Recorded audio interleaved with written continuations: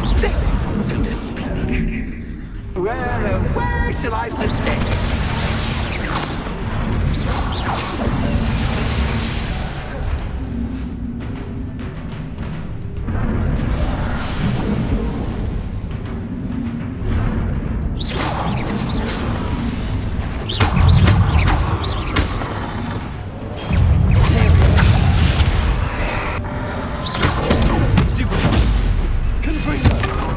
Incendio. Now that should get your attention. Well, this has been fun. Much to do, much to do. See you in a bit.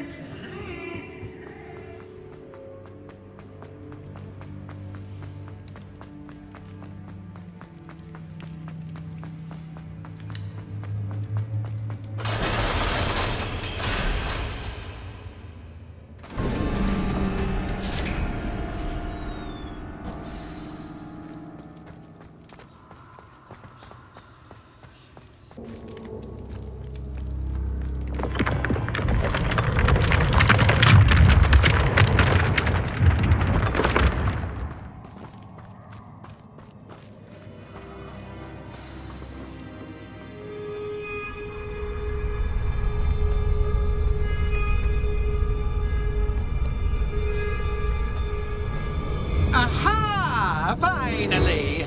You, my inordinately clever friend, appear to have traversed this seemingly never-ending dungeon relatively unscathed. And now I suppose you'll want to go.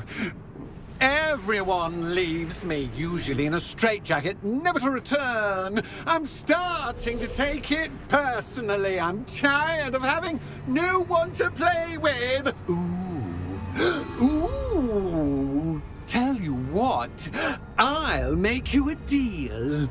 If you can match wits with me now and agree to give me unfettered access to the shop for, say, 1 day a month to have a little fun, I'll sign a contract. Pursuant to which, let me see, I will blah, blah, blah, blah, blah, blah. Oh, yes, leave you and your customers alone at all other times, etc., etc. You get your shop, I get my chaos. Sound acceptable? Excellent! Let the games begin!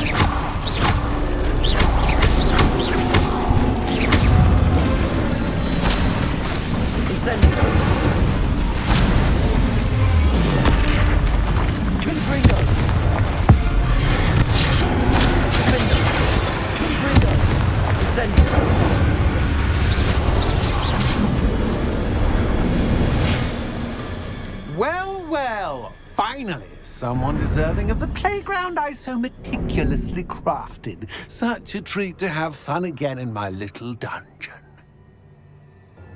I wouldn't call it fun, really. Wouldn't you?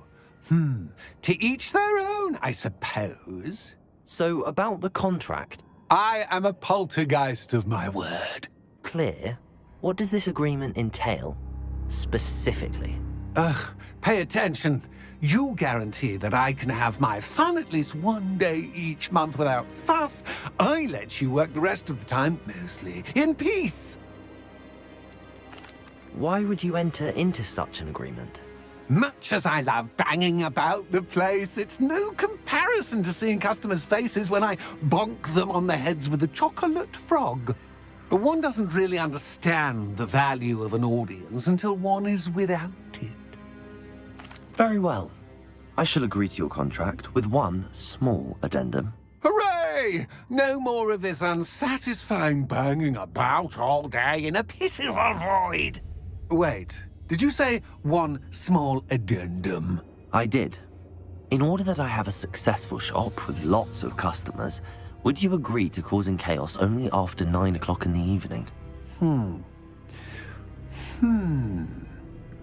Would you agree to at least 2 days a month instead of 1? I would. Pleasure doing business with you. You've worn me out. Ah, well done. I had a feeling about you. I have to admit, Cassandra did a wonderful job finding the perfect playmate.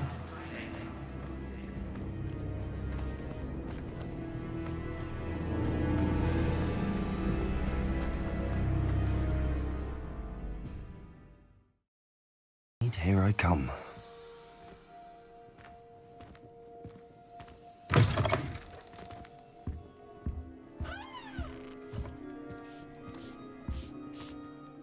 Hello, Penny. Penny is so glad you're back. You exactly where I was going when I entered that chest. Penny was beginning to think yet another shopkeeper was going to end up in St. Mungo's. Another shopkeeper? St. Mungo's? I think you should explain, Penny. Penny, please stop holding your breath. Tell me what's going on. Oh, please forgive Penny. Penny is forbidden from telling you anything. But how can you be forbidden from telling me what's going on? I purchased this shop. Penny is confused. Penny thought that if you came back, you would own the shop. Thank you, Penny. I think I'm going to need to talk to the authorities. Oh, Penny is certain that's a brilliant idea. Officer Singer will know what to do. Penny will wait right here.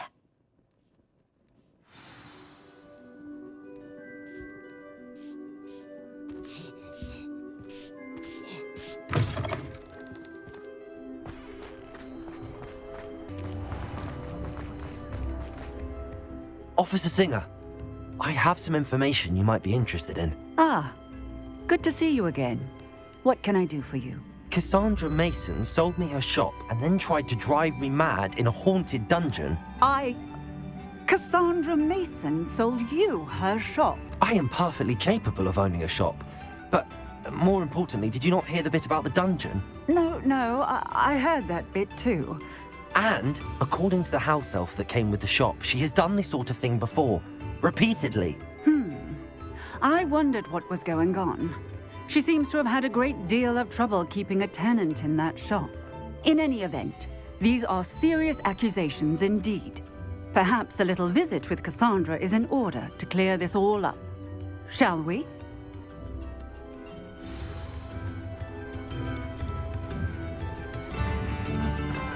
Does it get any more cozy than Hogsmeade?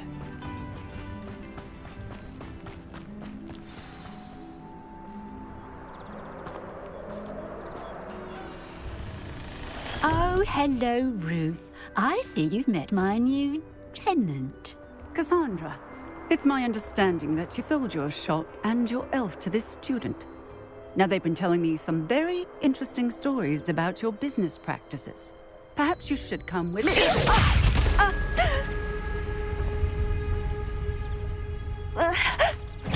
Stop her! Confringo! Stupid!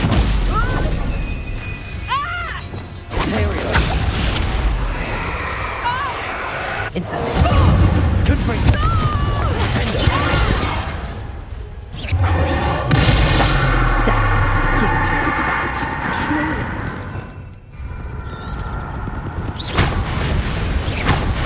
Luck is about to run out.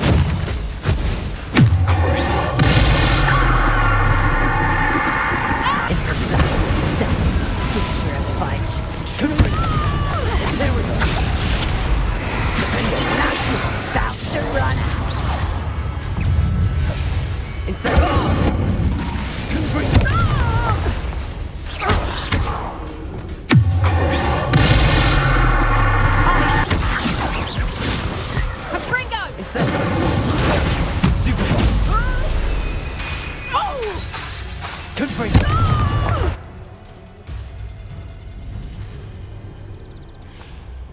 Ah, I'm disappointed in you, Cassandra.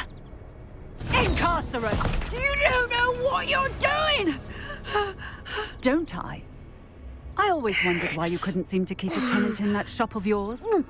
I must admit, the notion of a haunted dungeon never crossed my mind. Thanks for this. You can head back to the shop.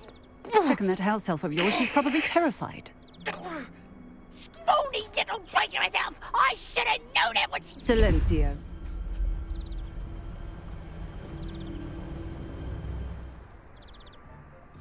Oh, and not to worry. Cassandra will immediately file the paperwork needed to grant you ownership of both the shop and the elf. On her way to Azkaban. Thank you, Officer Singer. Best of luck to you as the newest shop owner in Hogsmeade.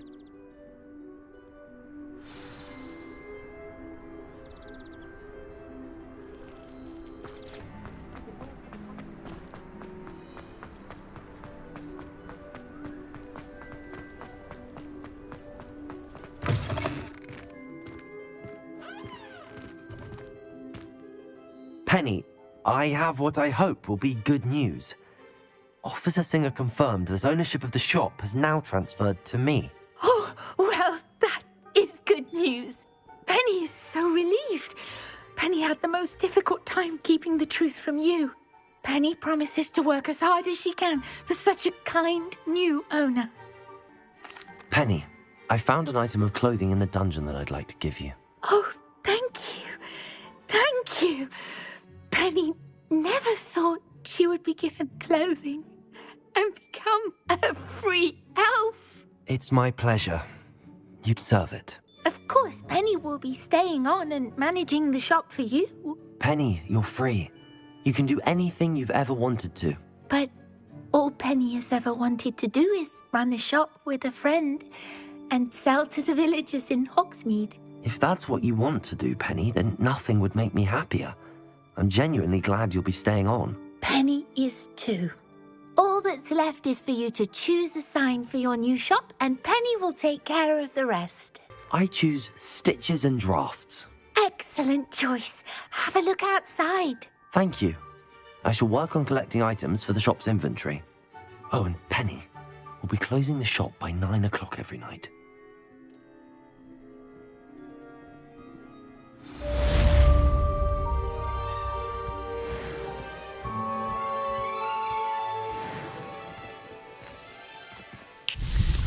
Think a house elf doesn't work.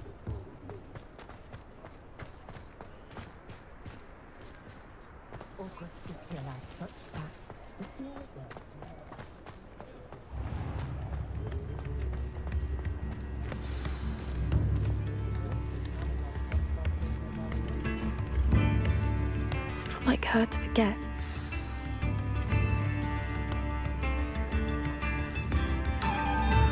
I didn't keep you waiting, did I? Not at all.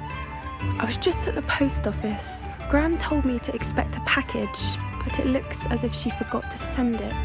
She didn't send me an owl this week either. Perhaps she's busy with her research. What was she sending you? Only some feed she's been developing. I was going to give it to Professor Howin for the measles.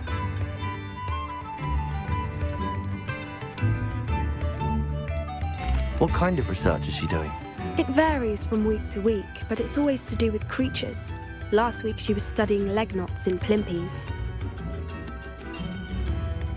What did you find out about the dragon you were tracking? I realised that she didn't know the poachers had her egg, so when she left Horntail Hall, she would have headed straight to her nest.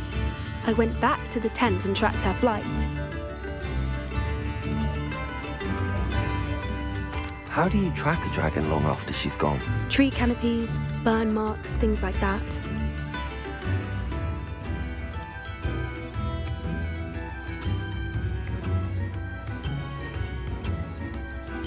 Well done.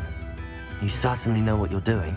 I can't be certain, but I have an idea of one place she may have been heading. I thought we might go and see it for ourselves. Of course. Shall we leave now? If that's all right. I want to see how she's faring if she had a collar on. And she's likely frantic about her egg. Here we are. I do think this is where we'll find her. The terrain's typical of where the breed would nest. I suspect it's how the poachers found her to begin with. They likely camped here and logged her patterns. Perhaps nabbed her first and then her egg.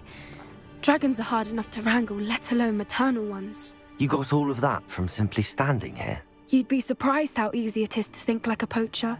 Shall we see if she's home? We only need to return her egg. That sounds straightforward enough. We should be in and out. Then we can be finished with the poachers once and for all. I don't suppose you've thought about keeping it, have you? No. It belongs to her. Keeping it will make me just as bad as the poachers. Right about finding her here. How do we go about returning the egg? Her nest will likely be in the heart of her den, which she will be keeping guard over. It might also be more charred than anywhere else, I imagine. Well then, let's find our dragon and return her egg. Wonderful. If she sees us flying about, she might take it as a sign of aggression or food. We should stay on foot. Oh, and one more thing. Let's not agitate her. Goodness knows she's been through enough already. I'm ready when you are.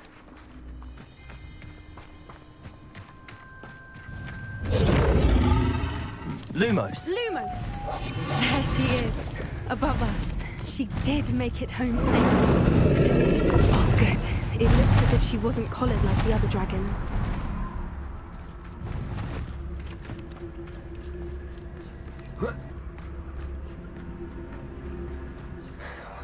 For what it's worth, she doesn't seem to have spotted us yet. Let's hope.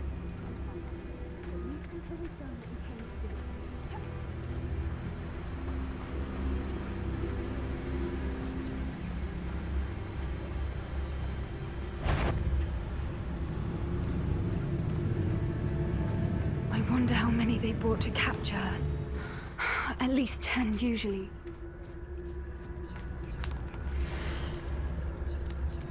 How charming.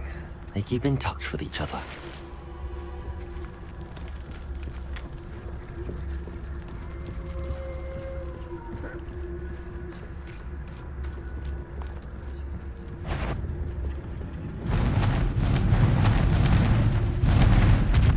There she is again. She's breathtaking. From a distance. Lumos. Lumos! Reparo. Fantastic.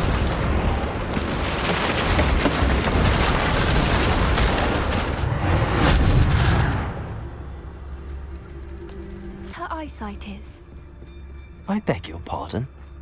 I don't imagine the poachers fed her well. And from a distance, we probably look exactly like sheep to her. Hebrideans love sheep. How lucky for us.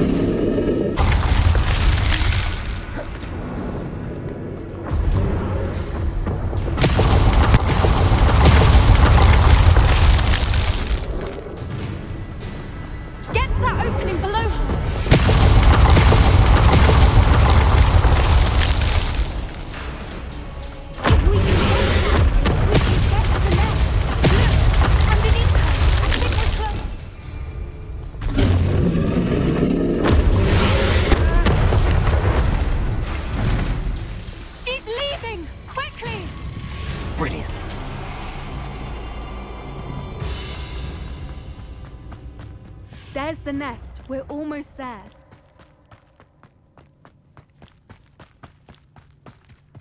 Why is every bridge here broken? Repairer!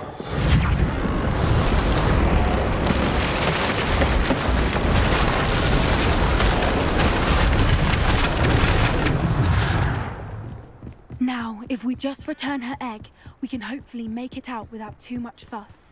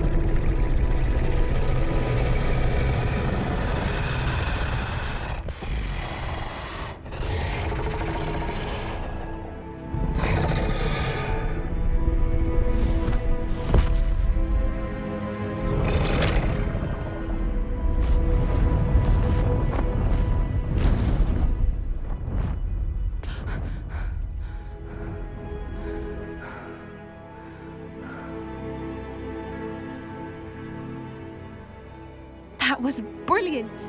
And did you see how clever? She left us perfectly unharmed. Creatures are a lot cleverer than most people realize. That's what Gran always says. The important thing is that we survived it, and we returned her egg. Thank you for doing this with me. Wouldn't blame you one bit if you wanted to head back to the castle and never think about dragons again. Shall we head back? I'm ready if you are. I am. After our dragon rescue at Hauntow Hall, I half expect to be ambushed by poachers any time I'm not in the castle. Understandable.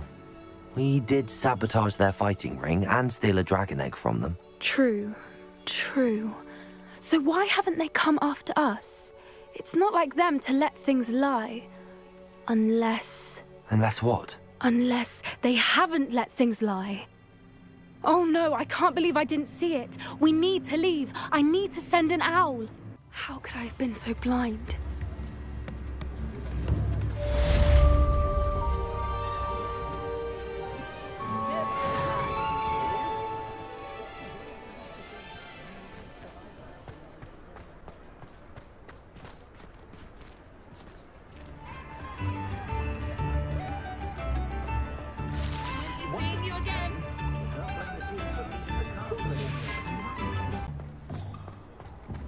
Revelio.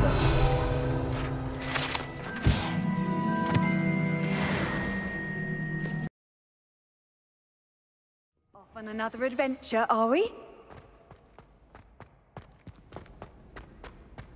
So frustrating. You wanted to speak with me, Mother? I had hoped to speak with you alone, Natsi. Your message mentioned your concern about an unusual creature that was spotted in the woods near Hogsmeade. That could have been anything. You know what it was, Natsi. I am allowed to leave the castle. I am always careful, Mother. Careful? Officer Singer disagrees.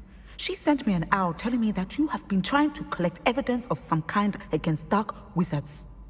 She berated me for not keeping a closer eye on you, and she is right. I do not want you visiting Hogsmeade for the near future. But Mother! My little gazelle, you are well-intentioned, but you must not meddle in the affairs of dangerous people. If someone had meddled in Matabeleland, Father would still be with us. I must get to class. Perhaps your friend can get you to listen to reason. So frustrating. She never listens to me. She called you her little gazelle. Is that a term of endearment where you're from? It is specific to me. I am the unusual creature in Hogsmeade she mentioned. Self-transfiguration is not taught at Hogwarts, so I am gently discouraged from practicing it. However, I am an animagus. And it is in my gazelle form that I have been able to wander the highlands rather freely until now. Much to my mother's chagrin. That is how I managed to spy on Rokwood and Harlow. Were you born an animagus, or did you learn to become one? Animagi are not born. The process is quite elaborate. It involves holding a mandrake leaf in one's mouth for an entire month, then placing the leaf in a crystal phial so that it is imbued with moonlight, then adding one of your own hairs. And that is just the beginning. Self-transfiguration is common among students at Wagadu, but Professor Weasley considers it much too dangerous to teach at Hogwarts. How does it feel to transform into an animal? Well, the first time it can be a bit unnerving. I felt a kind of searing pain and a strong double heartbeat. But it gets easier the more you do it. I no longer feel any pain, and I must say, I find a sense of comfort in the double heartbeat. And I love being able to view the world from a different perspective. Can you choose what form your animagus will take? Oh no, a person's animagus form is determined by their personality. My mother is convinced that my form is a gazelle because I adapt well to any situation. I believe it is because I can sense danger and keep my wits about me. Now the nickname makes sense. What an extraordinary ability to have. It is. I love transforming, but Mother is less enthusiastic about it. She says that no creature, especially one as rare as a gazelle, should be bounding about where poaching has become so prevalent. She claims that she has foreseen tragedy befall me in my gazelle form. But she has used her sight to control me too many times. I no longer believe it. She's concerned for your safety. It may be best for you to stay away from Hogsmeade for now. That may be safe, but I do not believe that it would be best. Do you? You could have fled the moment you discovered that Rokwood, Sallow, and Ranrok were after you, but you did not. I choose to act as you have. I must deal with Rokwood and Sallow, not hide from them. My mother cannot know where I am all the time. Thank you for being here during that rather awkward conversation.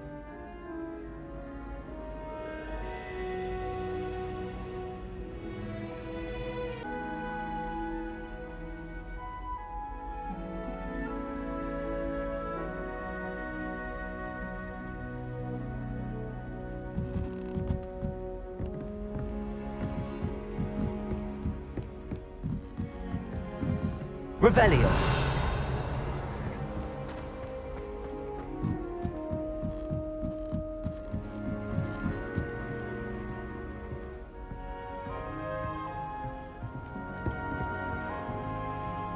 Some of us are tidier than others. I can't wait to watch you try.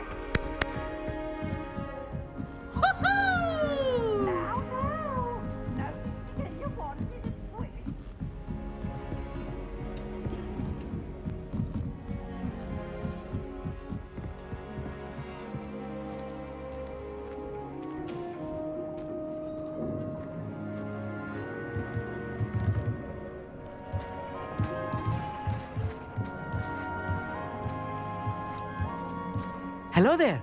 Revelio. Hello, Ahemad. Do I recall you saying that you speak gobbledygook? I did. I do. Speak it. Is this to do with the goblin I saw you with in Hogsmeade? It is. His name is Lodgok. We could use your help with something. He's waiting for me near a goblin mine. Would you be willing to help? Of course. How exciting. Well, might this be dangerous? I think he simply wants to show me something that involves gobbledygook. If it helps, he's a friend of Sirona's. Good to hear. Good to hear. If Sirona trusts him, then I feel much better. You said you know gobbledygook, but how well? I've been reading it for as long as I've been reading English. My parents have an extensive library. Once I grew bored with the classics, I devoured goblin writings. I'd tell you some titles, but you wouldn't understand them. Have you ever spoken directly to a goblin? Unbelievably, no. I'm so looking forward to it. Actually conversing in gobbledygook with a native speaker. Cannot wait to confirm subtle bits of pronunciation and tone that may have eluded me, being self-taught and all. Lodgok is waiting. Shall we go? Of course. I just want to check the pronunciation of a couple of key terms first. So I will meet you there.